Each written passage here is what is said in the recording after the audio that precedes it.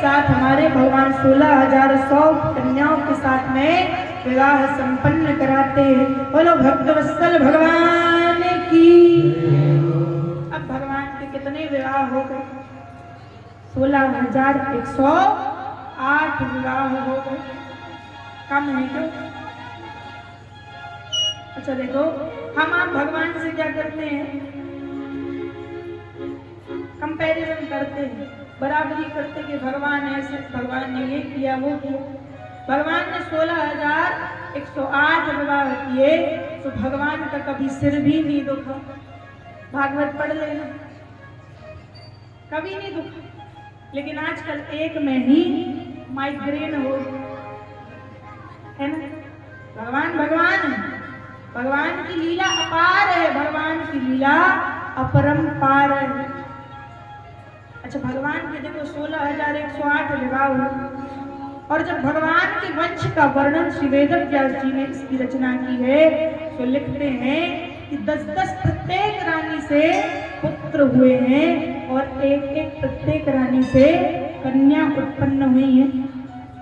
भगवान की कन्या कितनी हो गई? 16,108 कन्या हो गई। और पुत्र प्रत्येक रानी से 10-10 उत्पन्न हुए तो कितने पुत्र हो गए? कुल 1,61,080 भगवान के केवल पुत्र हैं। अब इनके भी पुत्र होंगे। भगवान की वंशावली तो इतनी विशाल है, केवल भागवत जी में ये वर्णन आया है कि 56 करोड़ यदुवंशी थे।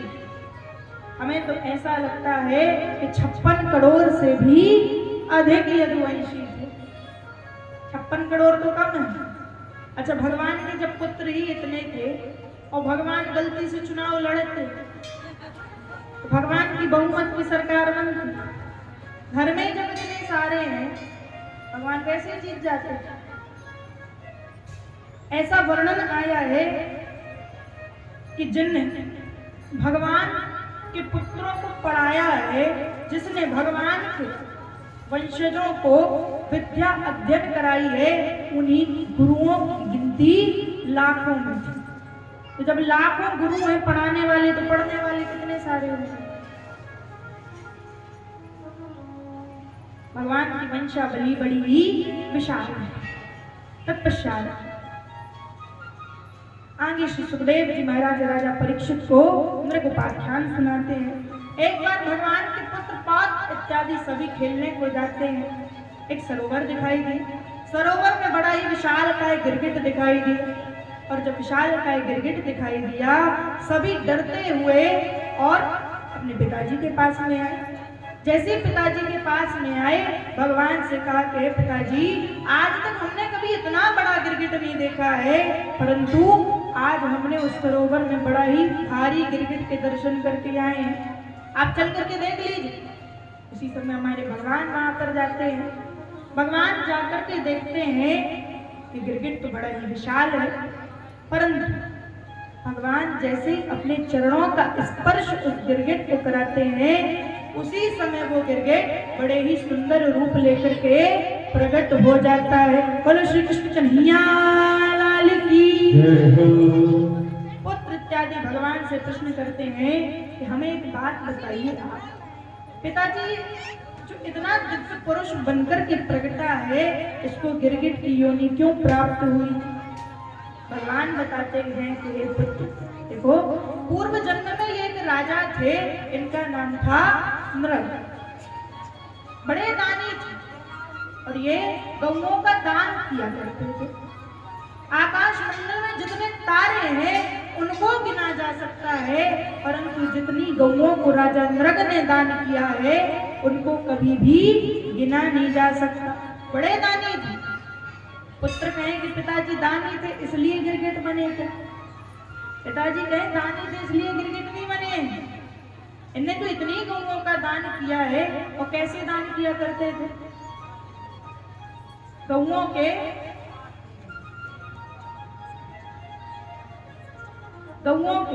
पैरों में, खुरों में स्वर्ण मढ़वाते थे, गौओं के सींगों में स्वर्ण मढ़वाते थे। तत्पश्चात क्या करते थे? प्रतिदिन का नियम था कि एक ब्राह्मण को प्रातः काल उठ करके सबसे पहले गौ का दान किया करते थे। तत्पश्चात और कोई कार्य किया करते थे।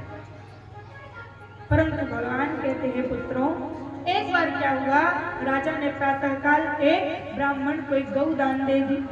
दूसरे दिन आकर के वही गौ राजा के गौशाला में मिल जाती है, और जब गौशाला में मिली, राजा दूसरे दिन उसी गौ को दूसरे ब्राह्मण को दान कर देता है।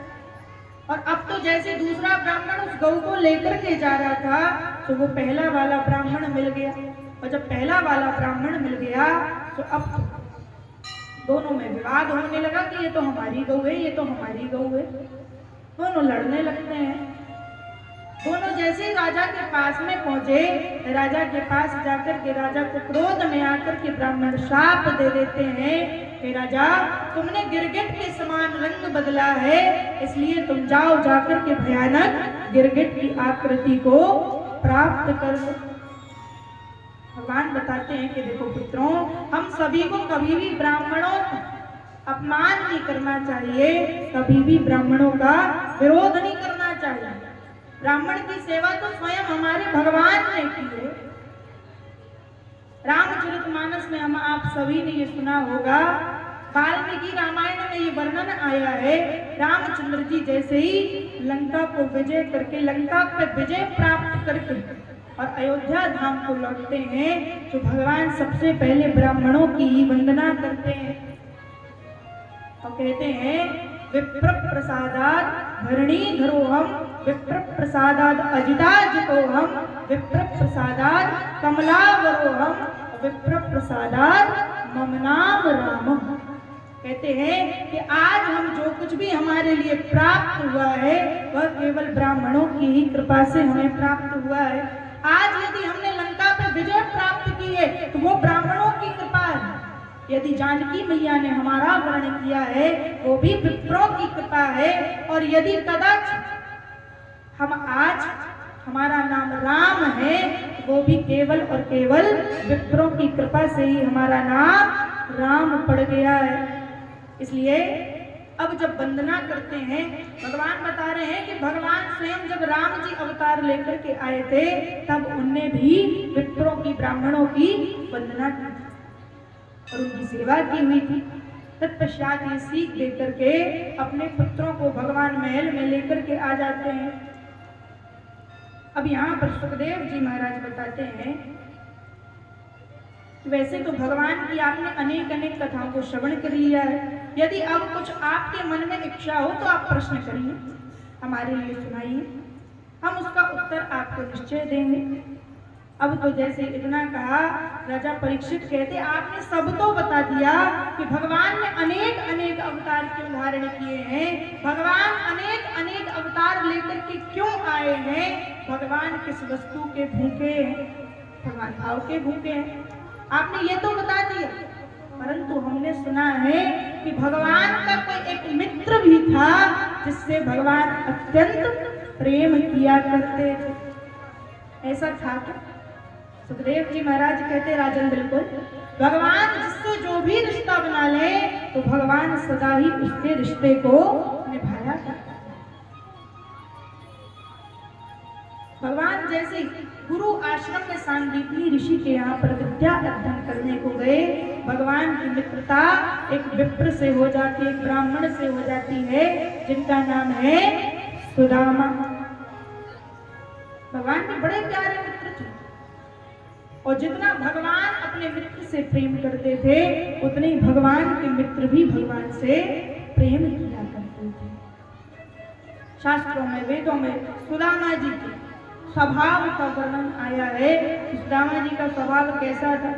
कृष्णस्या सखा आसीत् ब्राह्मणो ब्रह्म वेद, ब्रह्म को जानने वाले से सुदामा जी महाराज, और कृष्ण भगवान के परम ही सखा थे। शास्त्र वेद कहते हैं, विरक्त इंद्रियार्थेषु प्रसन्नात्मा जितेन्द्रिय, जिसने अपनी इंद्रियों पर विजय प्राप्त कर ली हो, ऐसे श्री सुदामा जी महाराज अपने जीवन में जो भी प्राप्त था उसी में सदा प्रसन्न रहते थे। आज यदि भोजन करने को प्राप्त हो गया तो भी सुदामा जी प्रसन्न हैं, और यदि कदाचित भोजन नहीं मिले तो भी भगवान का नाम लेकर के जीवन को यापन करें। जो प्राप्त है उसी को पर्याप्त समझ करके भगवान की कृपा को मान करके सुदामा जी सदा प्रसन्न हैं। हम आप अभी तक ये सुनते हुए आए हैं कि जो सुदामा जी महाराज उन्होंने भगवान के हिस्से के चने खा लिए थे, इसलिए समस्त जीवन भर दरिद्रता में जीवन यापन करना पड़ा।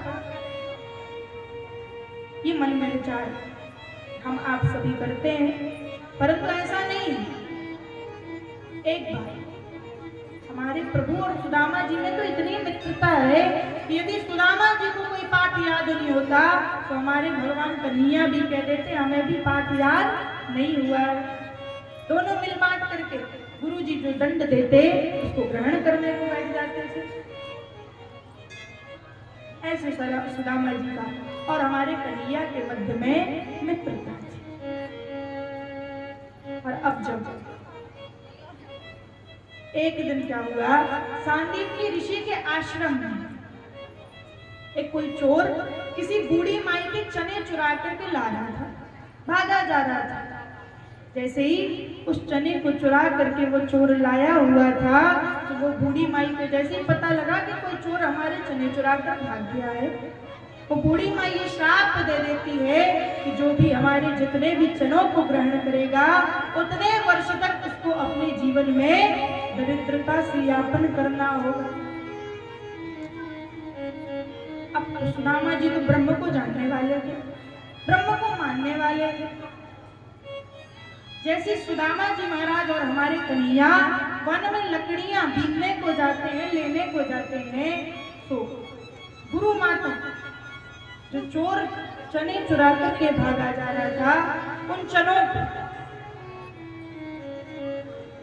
जैसे चोर के पैर में एक पत्थर लगा, चोर गिर पड़ता है, सभी चने बिखर जाते हैं। गुरु माता सभी चनों को एकत्रित करके और एक पोटली बना करके रख लेती है।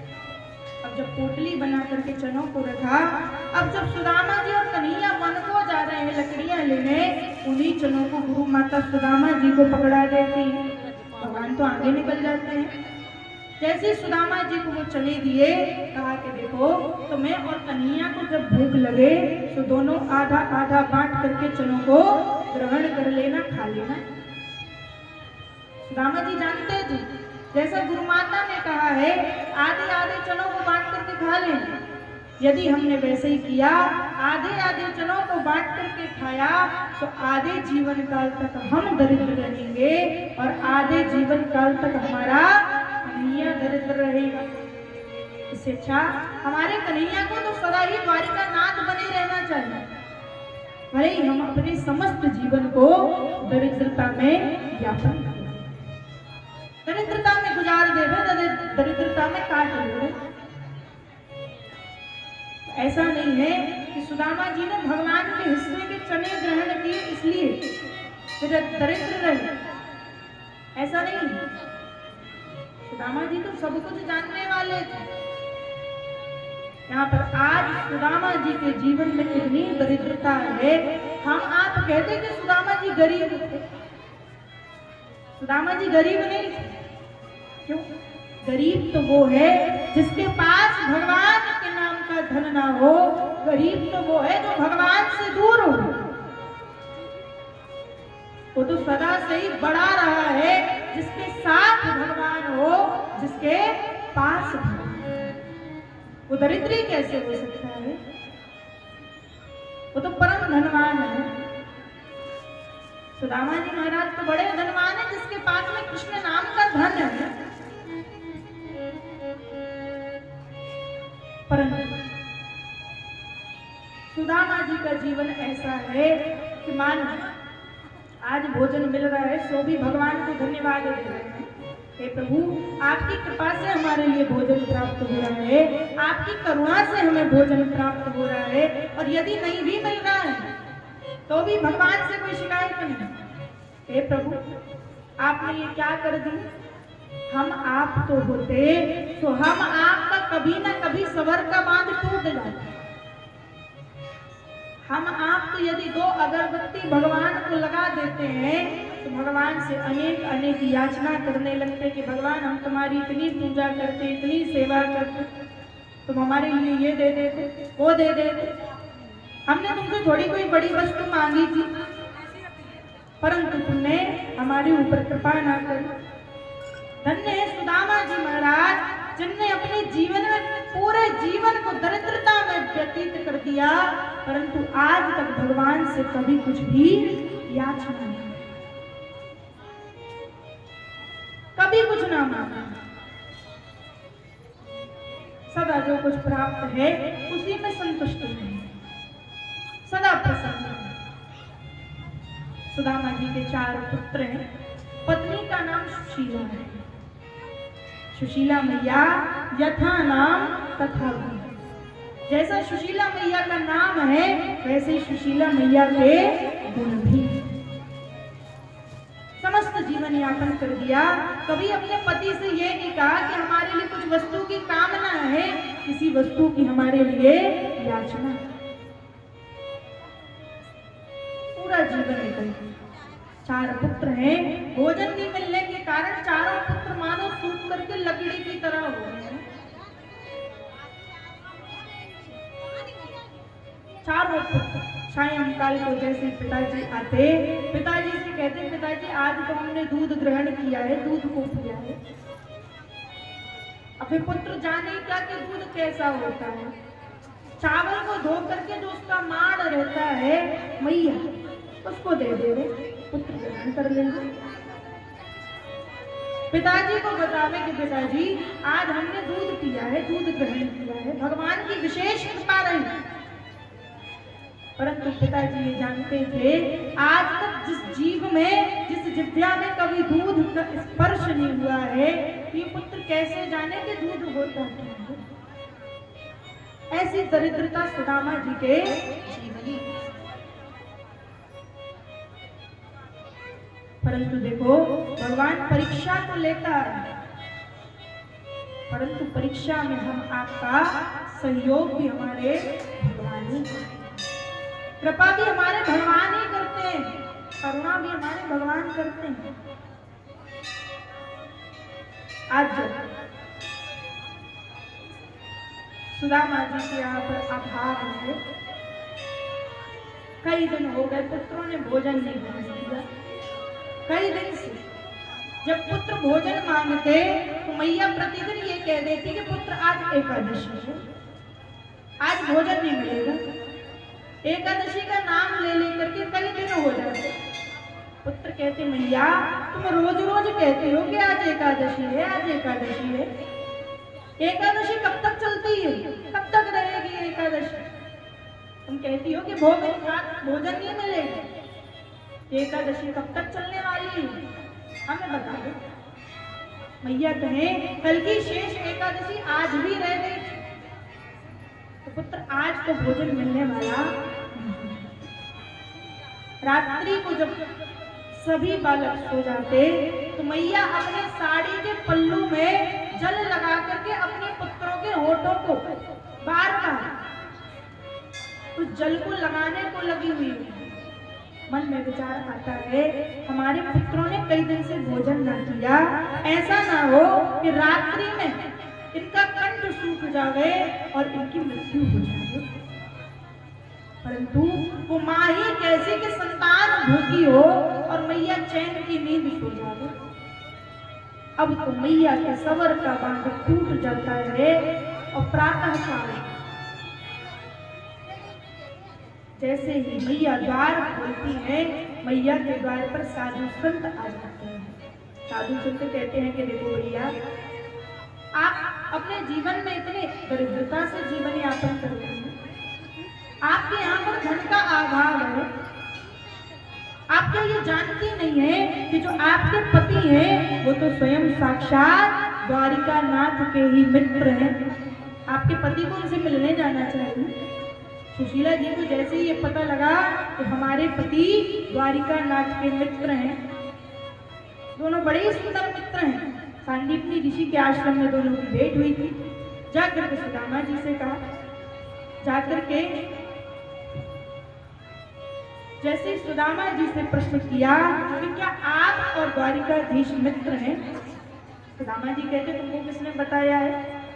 भैया कहें आज हमारे द्वार पर संत आए थे, साधु संत ये बता रहे थे कि आपके मित्र द्वारिका नाथ हैं, आपका कभी मन नहीं करता अपने मित्र से मिलकर के आए, चाहिए आप मिलकर के आइए।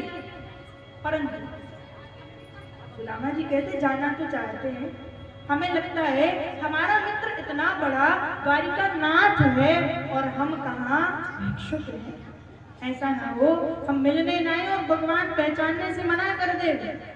सुशीला जी कहे नहीं, भगवान तो बड़े करुणा निधान हैं, आपके मित्र हैं, ये आपको पहचान जाएंगे, आपको जाना चाहिए।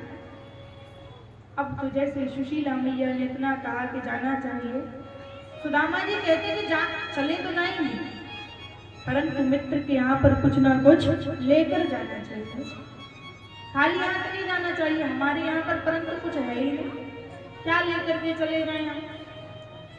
सुशीला जी 3 घर से 3 मुट्ठी चावल को लेकर के आती हैं, एक फटी सी पोटली बना करके सुदामा जी को दे देती हैं। सुदामा जी से कहती हैं आप जाइए और ये कुछ चावल हम लाए हैं, इन्हें भगवान द्वारिका नाथ को दे देना। सुदामा जी जाने लगते हैं। सुशीला जी कहती हैं आप जा तो रहे हैं। सुशीला जी जानती हैं हमारे पति बड़े ही स्वाभिमानी हैं, बड़े ही संकोची ब्राह्मण हैं, कहती हैं आप जा तो रहे हैं, परंतु भगवान कन्हैया को हमारा आप एक संदेश सुना देना। अच्छा कौन सा संदेश सुनाना है बताओ। सुशीला मैया कहती हैं द्वारिका नाथ से कह देना कि तुम्हारी भाभी ने तुम्हें एक संदेश भेजा है।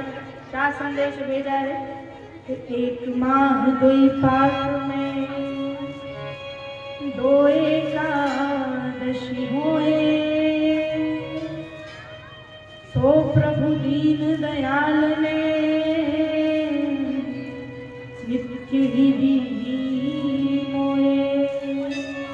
भगवान से जाकर के ये कह देना 1 माह में 2 पक्ष होते हैं, एक शुक्ल पक्ष और एक कृष्ण पक्ष, और 2 पक्षों में 2 एकादशी होती है, परंतु हमारे यहाँ पर भगवान की ऐसी कृपा है, ऐसी करुणा है, हमारे यहाँ पर तो प्रतिदिन ही एकादशी मनाई जा रही है। इतना जाकर के कहते हैं। अब तो सुदामा जी अपनी पोटली को लेकर के, लाठी को लेकर के द्वारिकापुरी को निकल पड़ते हैं। कुछ दूर तक चले, सुदामा जी थक जाते हैं, थक करके जैसे एक वृक्ष के नीचे सोए, वहां पर प्रभु समझ गए कि अब हमारा मित्र हमसे मिलने के लिए आ रहा है। उसी समय भगवान माया देवी को ये आदेश देते हैं कि हमारे मित्र को तुम जाकर के उस वृक्ष से लेकर के और सीधे द्वारिकापुरी तक ही पहुंचा दो। नेत्र तो सुदामा जी ने बंद वृक्ष के नीचे किए थे, परंतु जैसे ही नेत्रों को सुदामा जी खोलते हैं, बड़े ही सुंदर दिव्य स्वर्ण के महल दिखाई दे देते हैं। बोलो द्वारिका धाम की। अब तो जैसे बड़े बड़े कंचन महल दिखाई दिए, सुदामा जी ने किसी से पूछा कि भैया ये कौन सी नगरी में आ गए हैं। पूछने पर पता लगा भैया ये तो द्वारिकापुरी है, यहाँ पर द्वारिका नाथ रहते हैं। सुदामा जी कहें द्वारिका नाथ तो ठीक है, तुम हमें ये बताओ कि क्या यहाँ पर हमारे कन्हैया रहते हैं, कृष्ण रहते हैं। सभी कहते हैं बिल्कुल कृष्ण भगवान रहते हैं। किस महल में रहते हैं, कहाँ पर रहते हैं। सैनिक बताते हैं कि यहाँ पर जितने भी महल दिखाई दे रहे हैं सब उन्हीं के हैं। सुदामा जी कहते सब उन्हीं के हैं, कन्हैया कितने महलों में रहता है। सैनिक कहे के रहते तो एक ही महल में, सामने जो महल दिखाई दे रहा है बड़ा सा, वहीं पर हमारे भगवान भोजन कर रहे हैं, परंतु आप क्यों मिलना चाहते हैं उनसे। सुदामा जी कहें वो हमारे बाल्यकाल के मित्र हैं, इसलिए हम उनसे मिलना चाहते हैं। सभी सुदामा जी को देख करके कहते आप और भगवान द्वारिकानाथ के मित्र। तो देखो भागवत जी में तो ऐसा वर्णन कहीं पर नहीं आया है कि जो द्वारपाल हैं उन्होंने सुदामा जी को रोका, परंतु बिंदु जी के पद में ये वर्णन आता है कि जो द्वारपाल हैं वे सुदामा जी को अंदर जाने नहीं देते। यहाँ पर भागवत जी में कहीं पर ऐसा नहीं लिखा कि जो सैनिक हैं द्वारपाल हैं उन्होंने सुदामा जी को रोका हो। जैसे ही सैनिक भगवान के पास जाते, द्वारपाल भगवान के पास जाकर के बताते हैं, आज आपका मित्र सुदामा आपसे मिलने के लिए आया है प्रभु। जैसे हमारे भगवान ने सुना कि आज सुदामा हमसे मिलने आया है, भगवान उसी समय बिना पादुकाओं को ग्रहण करे ही हमारे प्रभु उसी समय सुदामा जी को लेने के लिए पहुंच जाते हैं। बोलो भक्तवत्सल भगवान की। जैसे लेने के लिए हमारे प्रभु पहुंचे तो अब तो सुदामा जी को मिलकर भगवान अपने कंठ से लगा लेते हैं और खूब दुलारने लगते हैं। बड़े सुंदर सिंहासन पर विराजमान कराते हैं। अनेक विधि विधान के साथ में विप्रदेव का पूजन करते हैं। तत्पश्चात अब तो दोनों मित्र अपने बाल्यकाल की बातें करने लगते हैं। सुदामा जी मन में विचार करे, यहाँ पर इतनी सारी रानियां हैं, इतनी सुंदर सुंदर महल हैं, इतने सारे सैनिक हैं, भगवान बचपन की बात कर तो रहे हैं, कहीं सबके सामने ये ना कह दे कि सुदामा तुम्हें वो याद है कि तुमने हमारे हिस्से के चने खाए हुए थे। कहीं भगवान ये ना कह दे। परंतु भगवान बात बात में पूछ ही लेते हैं, सुदामा तुम्हें याद है तुमने हमारे हिस्से के चने खाए थे? सुदामा जी कहे, प्रभु हम वो कैसे भूल सकते कि आपके हिस्से के चने खाए? आपके हिस्से के चने खाए जभी तो हम आज तक इस दरिद्रता में जीवन यापन कर रहे हैं प्रभु। भगवान बड़े सुंदर सुंदर वस्त्र आभूषण देकर के सुदामा जी का श्रृंगार कराते हैं। तो पश्चात 56 व्यंजन सुदामा जी के लिए तैयार किए जाते हैं। सुदामा जी आज भोजन की थाली को देख करके आज भूख को कोस रहे हैं। कहते हैं कि भूख भी बड़ी अभागिन है। जब हमारे घर पर 56 व्यंजन रहते नहीं थे, जब हमारे घर पर कुछ भी अन्न जल खाने के लिए न रहता था, ग्रहण करने न रहता था, तब तो हमारे यहाँ पर हमें भूख लगती थी। और आज जब हमारे सामने 56 व्यंजन रखे हुए हैं तो ये भूख अभागिन हमारे लिए आ नहीं रही है। भगवान सुदामा जी से कहते हैं कि तुम्हारी शादी हो गई, तुम तो बाल्यकाल से ऐसे ब्रह्मचारी बने फिरते थे जैसे तुम्हें विवाह कुछ से मतलब ही ना हो। विवाह किया है या नहीं किया? सुदामा जी धीरे से सिर हिला देते हैं, किया है प्रभु। अच्छा, भाभी का नाम क्या है? कहते हैं तुम्हारी भाभी का नाम सुशीला है और यथा नाम तथा गुण, जैसा नाम है वैसे ही सुशीला जी के गुण हैं। जब भगवान कहते कि भाभी आ गई है तो भाभी ने कुछ ना कुछ तो हमारे लिए रखा होगा। सुदामा जी मन में विचार करें कि इतने बड़े बड़े महल हैं, इतनी सारी रानियां हैं, इनके सामने हम वो अपनी फटी सी पोटली कहाँ से दिखा दें। खूब छिपाने का प्रयत्न करते हैं, परंतु हमारे प्रभु सुदामा जी से उस पोटली को छीन लेते हैं। जैसे ही छीन लेते हैं, भगवान उस पोटली से जैसे प्रथम मुट्ठी अंकुर को, जैसे प्रथम मुट्ठी चावल को भगवान मुख में ग्रहण करते हैं तो प्रभु ग्रहण करते हैं। क्या करते हैं? भगवान चावल नहीं चबाते हैं, भगवान अपने जो मित्र हैं उनकी दीनता को मानो चबाते जा रहे हैं, उसका नाश करते जा रहे हैं। भगवान जैसे प्रथम मुट्ठी ग्रहण करते हैं चावल, तो सबसे पहले हमारे प्रभु स्वर्ग लोक का वैभव सुदामा जी को प्रदान कर देते।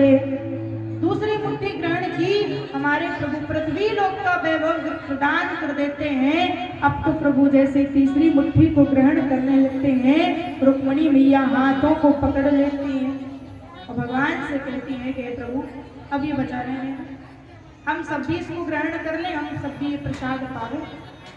इतनी सारी रानियां हैं, सबके मन में ये विचार है कि हमको भी सुदामा जी द्वारा लाया हुआ प्रसाद ग्रहण करने को मिले। मैया मन में विचार करते कि यदि प्रभु तीसरी मुट्ठी को भी ग्रहण कर रहे हैं तो हमारा वैकुंठ भी हमारे हाथ से चला जा रहा है, फिर हम कहाँ रहेंगे। कि मन में विचार चल ही रहा है। रुक्मिणी मैया चावलों को ले लेते हैं। तत्पश्चात सुदामा जी कहते हैं, कन्हैया एक बात बताओ, तुमने हमसे तो ये पूछ लिया कि आपने विवाह किया है या नहीं किया। अब तुम हमें ये बताओ, बाल्यकाल से तुम भी बड़े नटखट रहे हो, बड़े शैतान रहे हो, तुमने विवाह किया है या नहीं किया। भगवान कन्हैया कहते हैं अब जब आप यहाँ तक आए हैं तो फिर हम आपको बता ही देते हैं हमने विवाह किया है या नहीं किया। भगवान कहे हम अपनी रानियों को बुलाते हैं, आप तो बस आशीर्वाद देते जाना। अब तो जैसे सुदामा जी ने सभी को आशीर्वाद देना आरंभ किया, सबसे पहले रुक्मिणी मैया सुदामा जी यहाँ पर एक श्रेष्ठ आसन पर विराजमान होकर के आशीर्वाद देने लगे हैं।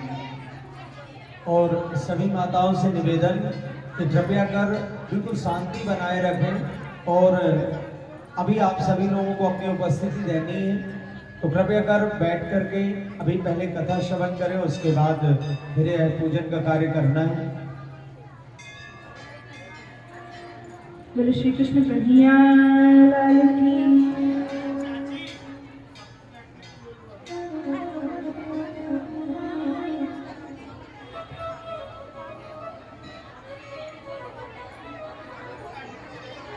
अब जैसे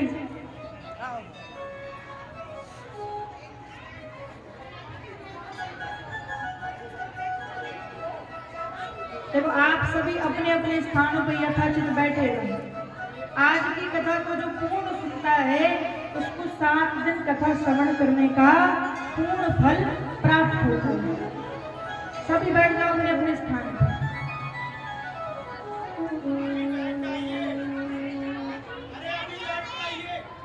सभी भक्तों से केवल प्रार्थना है कि भी अपने अपने स्थान पर बैठे रहे। थोड़ी सी कथा बाकी है, उसके पश्चात सभी शांत रहे। श्री राम श्री राम। सभी मातृशक्ति से निवेदन है आप लोग कृपया शांति बनाएं। यदि आप लोगों को बातें करना है तो फिर भागवत को समाप्त कर दिया जाए। कृपया निवेदन है आप लोगों से, मातृशक्तियों से, कि अपने पोटली जो है रखे रहिए अपने पास। एक कोई आएगा आपके पास में तो आप पोटली ले लेगा, ठीक है। आप लोग शांति बनाएं, भागवत का श्रवण करें, अपने जीवन में पुण्य अर्जन करें, जीवन को सफल करें। साधुवाद। बोलो श्री कृष्ण कन्हैया लाल की, श्री राधा रानी सरकार की। अब जैसे सबसे प्रथम में रुक्मिणी मैया सुदामा जी के चरण बंदन को आती है। सुदामा जी आशीष देते हैं, सौभाग्यवती भव, धनवती भव, पुत्रवती भव। तत्पश्चात जाम्बती मैयाएं, उन्हें भी यही आशीष दिया। उसके पश्चात सत्यभामा मैयाएं, उन्हें भी यही आशीष दिया। इसी प्रकार से भगवान की अनेक अनेक रानियों को सुदामा जी ने आशीर्वाद दे दिया। अब तो सुदामा जी देखते हैं कि ये जो कतार है रानियों की ये तो खत्म होने का नाम ही नहीं ले रही है। भगवान कन्हैया से कहा कि प्रभु ये सब आपने ही इतने विवाह किए हैं या फिर आस पड़ोस की भी आप ले आए। भगवान कहते नहीं इतने तो अपन नहीं विवाह किए हैं। भगवान से सुदामा जी कहते आप ये बता दो कितने विवाह किए हैं। भगवान कहते अभी आशीर्वाद दो तो आप। आशीर्वाद देते देते जैसे 50-60 रानियों को सुदामा जी ने आशीर्वाद दे दिए। अभी तक तो सभी आशीष दे रहे थे कि सौभाग्यवती भवा, धनवती भवा, पुत्रवती भवा। अब तो केवल कह रहे हैं भवा भवा भवा भवा। यही आशीर्वाद अब देने को लगे हुए हैं। अब तो सुदामा जी कहते हैं कि जिस प्रकार से समुद्र का कोई और छोर दिखाई नहीं देता, उसी प्रकार से आपकी रानियों का समुद्र की तरह लंबी कतार लगी हुई है। प्रभु अब तो बता दो, अब 50-60 तो दे दिए, अब कितनी और रानियां हैं। भगवान कहें अभी तो आप आशीर्वाद देते चलो, नहीं तो हमारे घर पे लड़ाई और होगी। इसलिए आप आशीर्वाद देकर का तो सबको देना पड़ेगा। सुदामा जी ने फिर आशीर्वाद देना चालू किया। इसी प्रकार से जैसे तैसे 100 भगवान की रानियों को आशीर्वाद दे दिया। अब तो सुदामा जी हाँपने लगे, बीपी ऊपर नीचे होने लगा। अब कहते हैं कि अब हमें कन्हैया बता दो कि कितनी और है, नहीं तो हमें लगता है यहाँ से हम जीवित आशीर्वाद देते देते घर तक पहुँचने वाले नहीं है। इसलिए बताओ अब कितनों को और देना है आशीर्वाद। भगवान कहते ज्यादा नहीं, बस 16,108 विवाह किए हैं। सुदामा जी कहते धन्य है प्रभु, क्या जीवन भर यही करते रहे और जीवन में कुछ नहीं किया। भगवान कहते नहीं नहीं किया भी है और कुछ। भगवान से कहते काम करो कन्हैया, तुम जब इतने विवाह कर सकते हो, तुम जब इतनी सारी रानियों के साथ में विवाह कर सकते हो, तो फिर इकट्ठा तुम्हें ही हम आशीष दिए देते हैं, तुम अपनी सभी रानियों को आशीर्वाद बांटते रहना। भगवान कहते चलो ये ठीक है। अब यहाँ पर सुदामा जी इकट्ठा आशीर्वाद भगवान को देते, भगवान सबको एकत्रित कर देते। दूसरे दिन प्रातः काल सुदामा जी जाने की तैयारी करने लगते हैं। मन में विचार करते कि सुशीला ने एक संदेश भेजा था, अभी तक तो हमने सुनाया नहीं है उस संदेश को। तो यहाँ पर सुदामा जी भगवान कन्हैया से कहते हैं कि तुम्हारी भाभी ने एक संदेश दिया। कौन सा संदेश? भाभी कह रही थी एक माह दोई पाक में दो एकादशी होए, सो प्रभु दीन दयाल ने नित्य ही दीनी मोए। भगवान को जैसे ये संदेश सुनाया, सुशीला जी ने कहा है एक माह में दो पाक होते हैं, दो पाक में दो एकादशी होती है, और एकादशी को व्रत रहा जाता है, भोजन नहीं किया जाता। हमारे यहाँ पर प्रतिदिन ऐसे ही चल रहा है कि हमारे यहाँ पर ना तो भोजन बनते हैं और ना तो भोजन किया जाता है। भगवान कहते भाभी का आदेश तो हमने सुन लिया, हम समझ गए, परंतु अब आप घर जाकर के भाभी को हमारा भी आदेश सुना देना। कौन सा? कि होनी थी सो हो गई, अब ऐसो नहीं होए, और भाभी तोरे भवन में नित्य द्वादशी होए। होनी थी सो हो गई, परंतु अब तो आपके यहाँ प्रतिदिन द्वादशी की तरह अनेक अनेक व्यंजन बनाए जाएंगे, अनेक अनेक पदार्थ बनाए जाएंगे, और अब आप भाभी से जाकर के यही कह देना, भाभी समझ जाएंगे। अब तो सुदामा जी जैसे ही अपने सुदामापुरी को जाने लगे, वहां पर पहुंचे, अनेक सुंदर सुंदर महलों को देख करके सुदामा जी के मन में ये विचार आ रहा है, कहीं ऐसा तो नहीं कि हम किसी और नगर में आ गए हों, हम अपना घर भूल गए हों। परंतु दूर से एक स्त्री दिखाई देती है, बड़ी सुंदर लग रही है, खूब गहने पहने हुए है, बड़ी सुंदर बनके सुदामा जी के पास आने को लगी हुई है। सुदामा जी से कहती है आप स्वामी आ गए। सुदामा जी देख करके कहते तुम हो कौन देवी? सुशीला कहती है आप हमें नहीं पहचाने, आप देखो कैसी अवस्था में हमें छोड़ करके गए थे, वो तो जिस द्वारिका नाथ के पास आप गए थे, उन्हीं प्रभु की कृपा से आज हमारे यहाँ पर कंचन महल तैयार हो गए हैं। बोलो श्री कृष्ण कन्हैया लाल की। अब देखो यहाँ पर राजा परीक्षित भगवान के मित्र का चरित्र बड़े प्रेम और आनंद के साथ श्रवण करते हैं। तत्पश्चात अब आगे की कथा को श्रवण कराते हैं सुखदेव जी महाराज, और बताते हैं कि हमारे भगवान अभी तक तो भगवान के साथ साथ बलदाऊ जी महाराज द्वारिकापुरी में निवास करते थे। एक दिन बलराम जी के मन में आया कि क्यों ना हम वृंदावन धाम में जाकर के वृंदावन के दर्शन करें। वृंदावन के दर्शन करने को गए, यमुना जल में नहाने को गए। अभी तो जब तक वृंदावन में बलराम जी रहे तो खूब यमुना जी में स्नान किया करते थे, परंतु जब आज बलराम जी यमुना जी में स्नान करने को पहुंचे तो जितने कदम बलराम जी आगे बढ़ाए उतने ही कदम यमुना मैया पीछे होती जाए। अच्छा, पहले जो स्नान करते थे जब तो कोई हानि नहीं थी, अब यमुना मैया पीछे क्यों हो रही है? यमुना मैया इसलिए पीछे हो रही है क्योंकि बलराम जी अब तो कौन लगे यमुना मैया के? जेठ जी लगे, तो इसलिए पीछे हो रही है कि ये हमारे निकट ना आवे, स्नान ना कर। बार बार 2 कदम बलराम जी बढ़ावे, यमुना मैया 2 कदम पीछे हो जाए, फिर 2 कदम बलराम जी बढ़ावे, यमुना मैया फिर 2 कदम पीछे हो जाए। अब तो बलराम जी को क्रोध आ गया और पहले यमुना मैया सीधी बहती थी, परंतु जैसे ही बलराम जी को क्रोध आया, क्रोध में आकर के यमुना मैया को बलराम जी ने अपने हल से खींचा है, तो अब यमुना मैया टेढ़ी बहने लगी हैं। बोलो यमुना महारानी की। कभी यमुना मैया टेढ़ी बहने लगी। तत्पश्चात यहाँ पर एक और ऐसी कथा आती है कि भगवान जिस प्रकार रूप बना करके रहते थे, भगवान का जैसा रूप है, भगवान का रूप कैसा है? भगवान की चार चार भुजाएं हैं, प्रत्येक भुजा में शंख चक्र गदा पद्म इत्यादि सुशोभित। भगवान के समान ही एक पौंड्रक नाम का एक राजा है जो कि भगवान के समान नकली रूप बना करके घूमने लगा है। किसी ने भगवान से कहा, प्रभु आपके समान एक और आ गया है राजा, जिसने नकली अपने दो दो हाथ और लगवा लिए, तो आपके जैसे चार हो गए, शंख चक्र गदा हमेशा लिए रहता है। प्रभु बिल्कुल आपकी सी लीला करने का प्रयत्न करता है। भगवान कुछ ना कुछ तो करना चाहिए।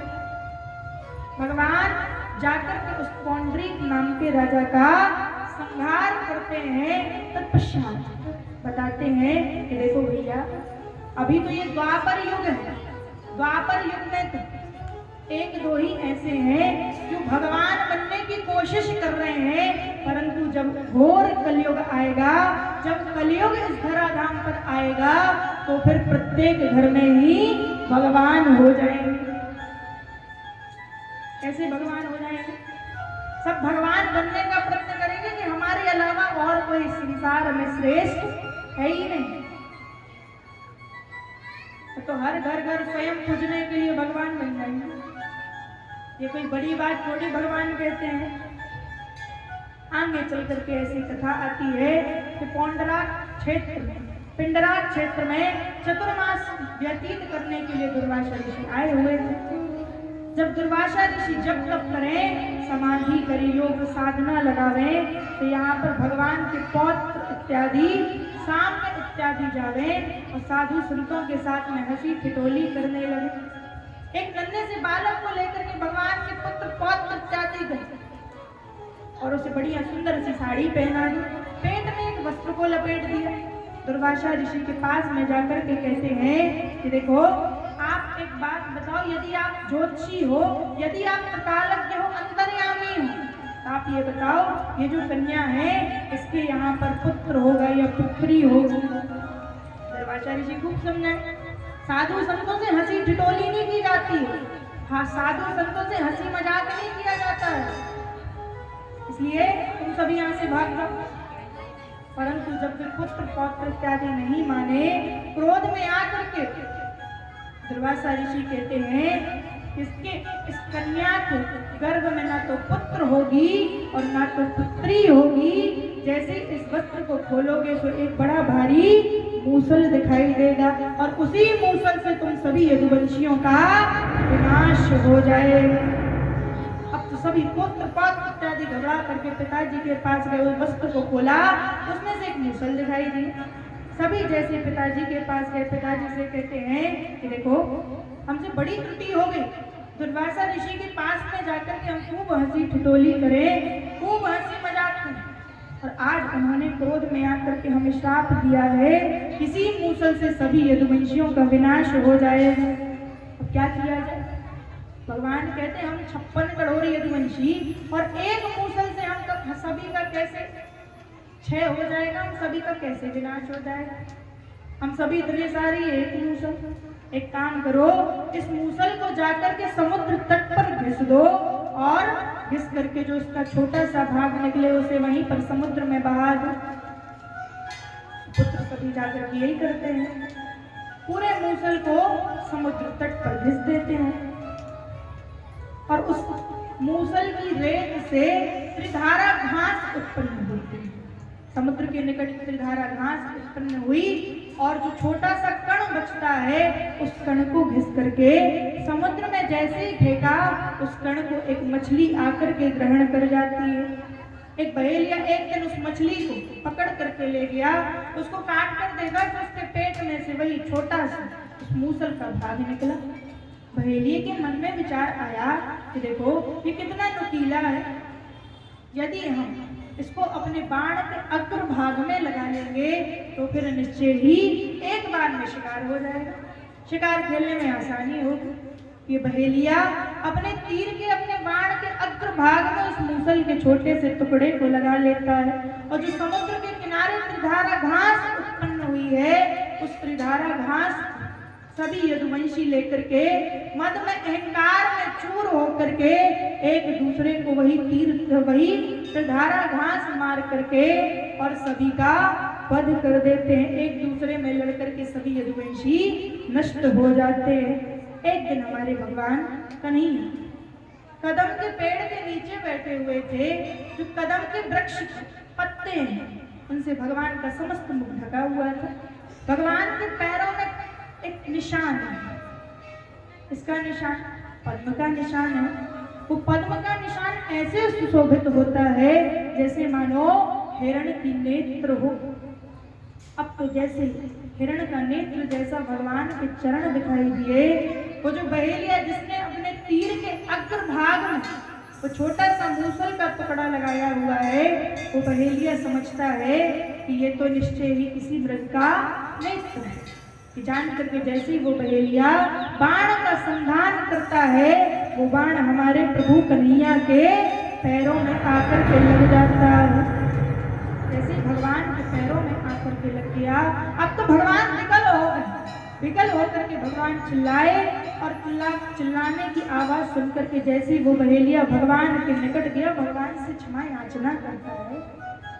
भगवान से कहता है, प्रभु हमसे बड़ी ही त्रुटि हो गई है, हमें क्षमा कर दीजिए। भगवान कहते तुमसे कोई त्रुटि नहीं हुई। क्यों? क्योंकि जब हम त्रेता में राम अवतार लेकर के प्रकट हुए थे, तुम बाली बने हुए थे, तब हमने तुम्हें छुप करके मारा हुआ था और आज तुमने हमें छुप करके मार दिया। तुम वही पूर्व जन्म के बाली हो। आज तुमने हमें यदि छुप करके मारा है, इसमें तुम्हारी कोई भी गलती नहीं है।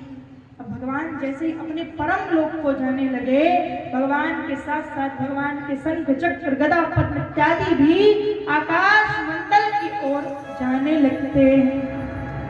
भगवान से किसी ने पूछा कि हे प्रभु, आपके साथ साथ ये आपके शंख चक्र गदा कहाँ पर जा रहे थे?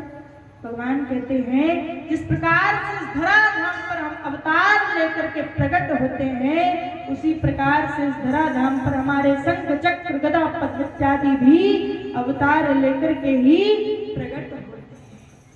जैसे ही हम इस धराधाम को त्याग करके चले जाते हैं, हमारे साथ साथ ये शंख चक्र गदा भी हमारे साथ ही इस धराधाम को त्याग करके हमारे साथ परम धाम को जाने लगते हैं। और भगवान जैसे इस धराधाम को चले गए, जाने लगे, शंख चक्र गदा आकाश में उड़ने लगे, वे भी भगवान के साथ जाने लगे और चहुं ओर से एक ही ध्वनि सुनाई देती है। कौन सी?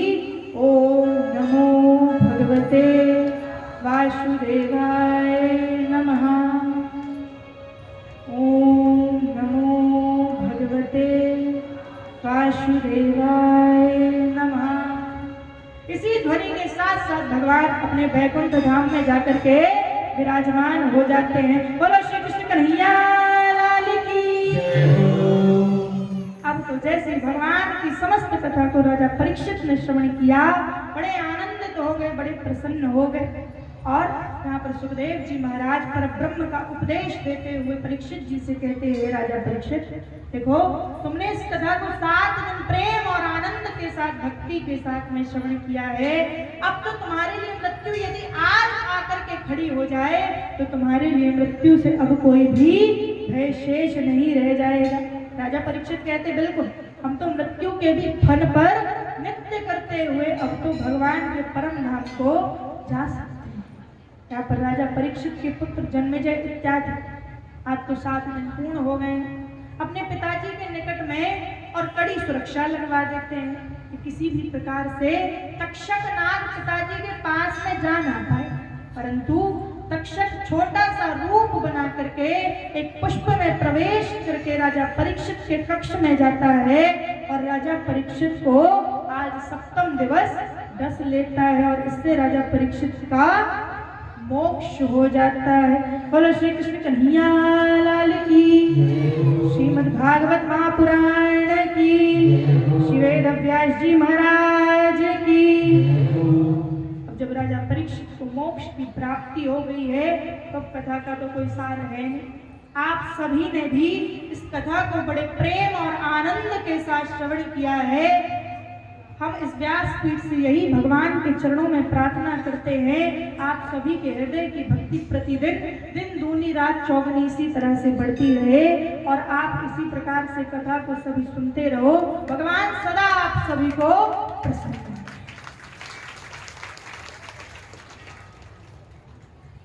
और कथा के मुख्य यजमान पांडे परिवार, इनने भी कथा का आयोजन करा करके कटनी नगर में एक विशाल धार्मिक कार्य कराया है।